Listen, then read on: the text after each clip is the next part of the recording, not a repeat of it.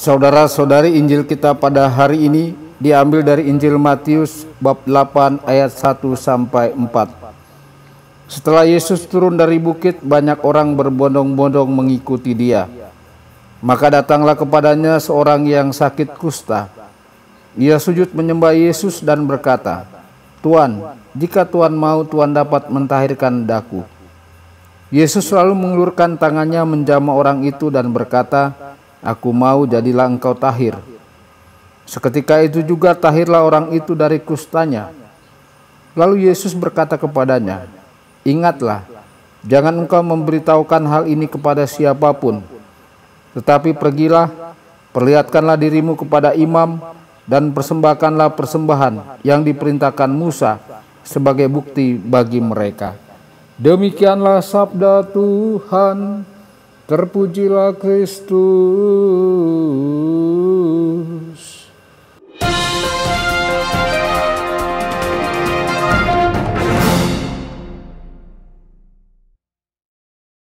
Saudara dan saudari terkasih dimanapun Anda berada, jumpa lagi dengan saya Romo Tedens dalam saluran Warta Kabar Sukacita.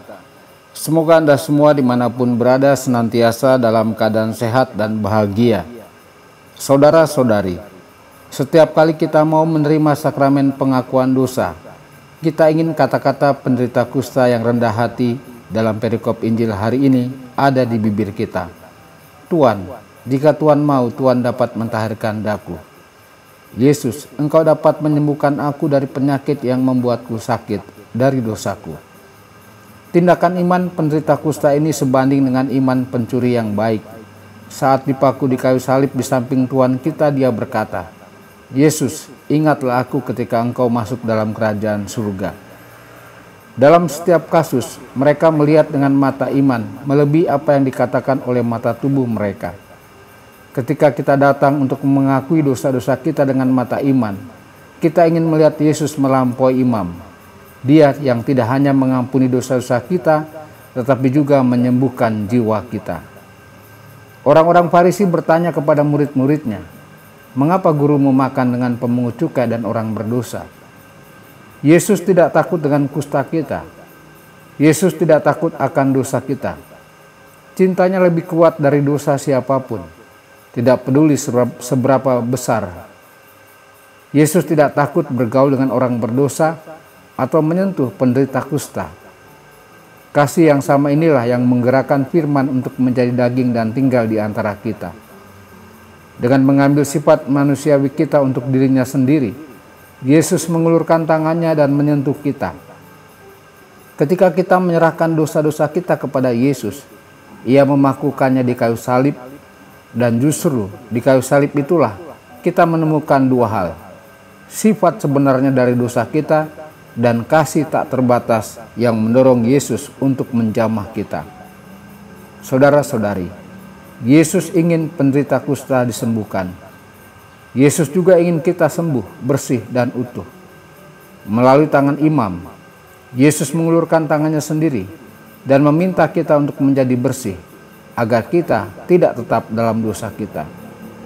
Dosa mengetuk pintu kehidupan kita, tetapi berkat Yesus kita tidak perlu melanjutkannya. Ketika Yesus menyembuhkan kita, Dia juga memberi kita kekuatan, anugerah untuk tetap sehat.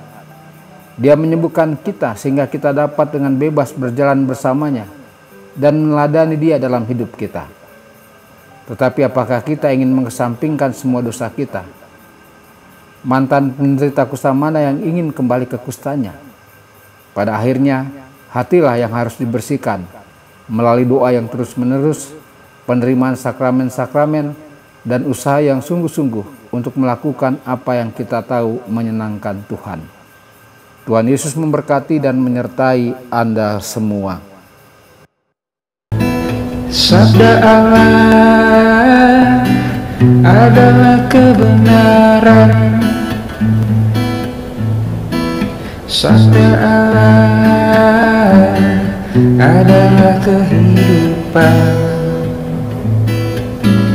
Mari kita mencintainya, mari kita menghayatinya.